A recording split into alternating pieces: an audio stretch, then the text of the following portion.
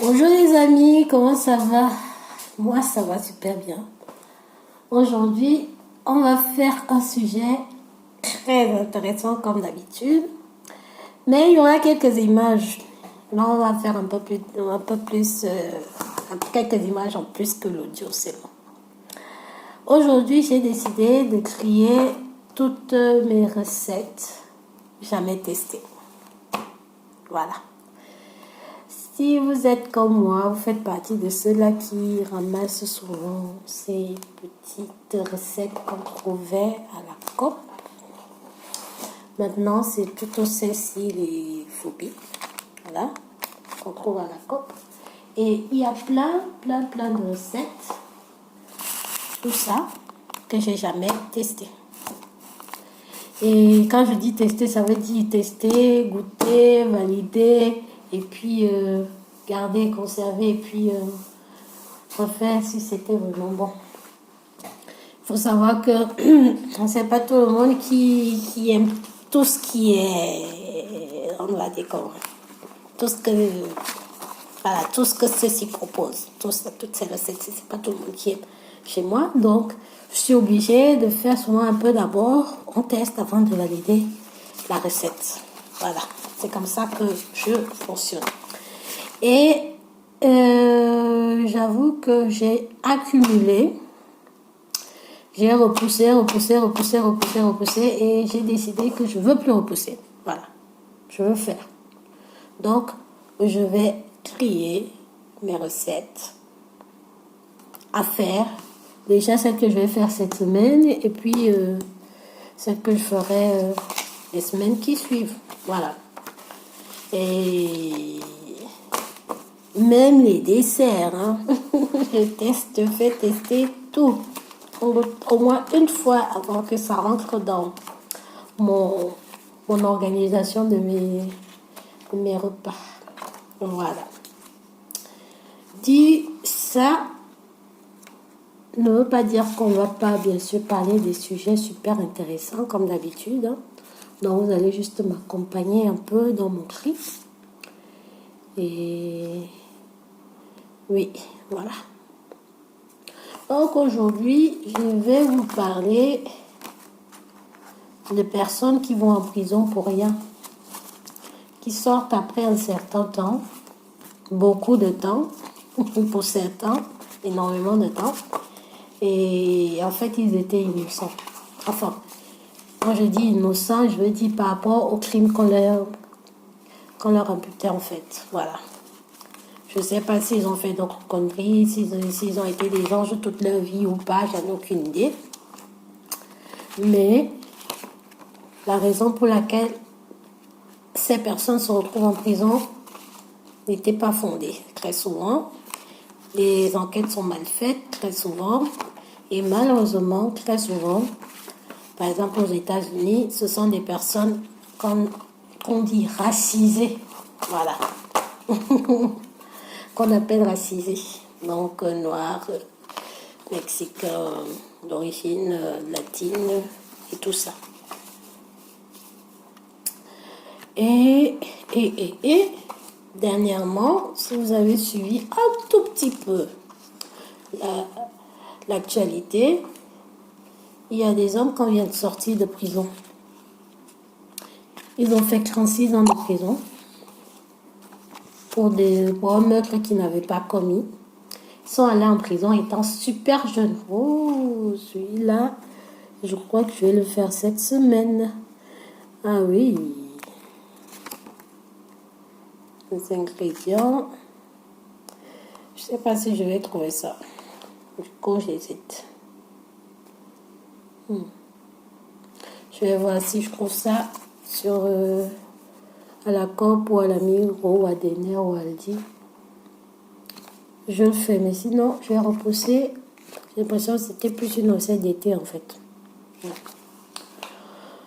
Alors, je disais donc, ils se sont retrouvés en prison pendant 36 ans pour un crime qu'ils n'avaient pas commis. D'accord ? Bien sûr qu'après ça, il y a beaucoup de personnes qui peuvent se reconstruire. C'est clair. qu'on peut se reconstruire.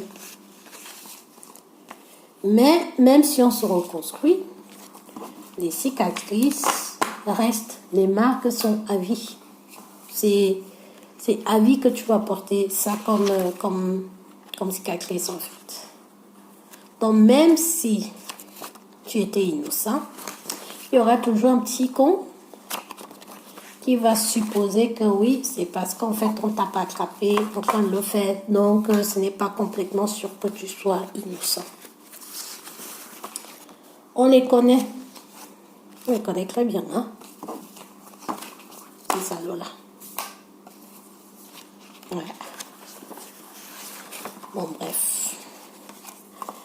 Tout ça me fait aussi penser, bien sûr, je fais le parallèle avec les gens qui ont été arrêtés quelque part en Afrique pendant une crise post-électorale parce qu'ils auraient marché. Il y a des gens qui ont dit que c'était illégal. Il y a des gens qui ont dit qu'ils voulaient faire de l'insurrection. On a accusé de tous les noms. Il y a même un ministre qui leur avait promis qu'ils seront dans le « si je savais ». Un ministre, hein, s'il te plaît. Aïe, aïe, aïe. En gros, ils sont sortis de prison. Ils ont fait exactement 9 mois de tôle. Et on les a sortis de prison parce que, vous voyez, par exemple, ça c'est en 2 fois. Donc, du coup, je jette une. Parce que ça, de toute façon, elle est un peu pliée. Donc, je la balance. Voilà. Donc, du coup, ils ont fait 9 mois de prison pour rien. Et en sachant qu'il y a encore d'autres personnes qui seraient en prison encore en ce moment, qu'on a arrêté après. D'accord? Et surtout, il faut savoir que ces gens-là, je ne dis pas qu'on devrait leur faire la vie facile, mais on ne devrait pas la rendre plus difficile. Voilà. Je pense que la vie en prison en Afrique, c'est déjà assez compliqué. Pour leur compliquer encore plus la vie. Il y en a certains qui gardent carrément des séquelles physiques, hein. Donc on les brutalise et tout, à vie. Et donc, la question est, pourquoi est-ce que je parle de ça? C'est parce que j'ai constaté qu'il y avait un super rapport entre ce qui se passe aux États-Unis avec toutes ces injustices, de personnes qu'on arrête pour rien, pour des crimes super graves, parce qu'il faut savoir qu'au Cameroun, les gens qu'on a arrêtés, ils risquaient quand même la peine de mort, hein, pour les motifs fallacieux qu'on dénonçait, hein, pour dire qu'ils voulaient l'insurrection au Cameroun. Il faut savoir que mettre en danger l'État camerounais, tu deviens automatiquement susceptible de la peine de mort. Voilà, donc il risquait carrément de mourir. Ok? Pardon. Et là, j'ai fait un parallèle avec ce qui se passe aussi aux États-Unis en ce moment, donc les dernières nouvelles, pour dire que comment on réussit en fait en sorte que la justice qui est censée être juste devient injuste et surtout devient même criminelle. La justice, hein? C'est un effort pas possible de rendre la justice injuste et criminelle. Franchement, c'est bon, c'est grave. Celle-là, je vais pas la faire parce que visuellement, ça me plaît pas. C'est vrai que c'est avec la viande, le feuilleté, mais vu que je connais mes gens, ils vont sûrement pas aimer, et moi-même déjà en regardant, je n'aime pas, donc je balance. Et ce qui s'est passé aux États-Unis et ce qui se passe en Afrique très souvent, j'ai cité là juste un exemple d'un seul pays. Il faut savoir que ça se passe pas que dans ce pays-là, ça se passe un peu partout en Afrique. Le fait de ne pas respecter l'humanité naître ou l'humanité autre que ce qu'on estime potable comme humain. Voilà. La première des choses, c'est qu'on rend la justice injuste. On rend la justice criminelle, en fait. Et la deuxième des choses, on déshumanise les personnes, qu'on arrête. On fait en sorte de faire que, comme si le méfait pour lequel on les accuse, ça serait pas, ça ne devrait, comment dire, comme si ça n'existait pas avant eux, quoi. Donc, en fait, on personnifie le crime. On rend la personne le crime. Pas juste un criminel, mais on fait de cette personne le crime, en fait. Voilà.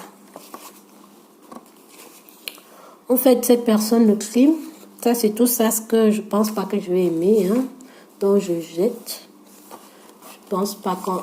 Si moi, déjà, visu comme ça, ça me dit rien, je pense pas que mes gens vont aimer. Donc, direct, c'est poubelle. Et là, ça va libérer la place, hein. Voilà, tout ce que j'ai jeté, c'est tout ça. C'est beaucoup, hein. C'est énorme. Pas mal de recettes recalées. Les recettes recalées, c'est toutes celles-ci que je ne vais jamais tester parce que visuellement, ça ne me plaît pas. Voilà. Et maintenant, je fais les factures.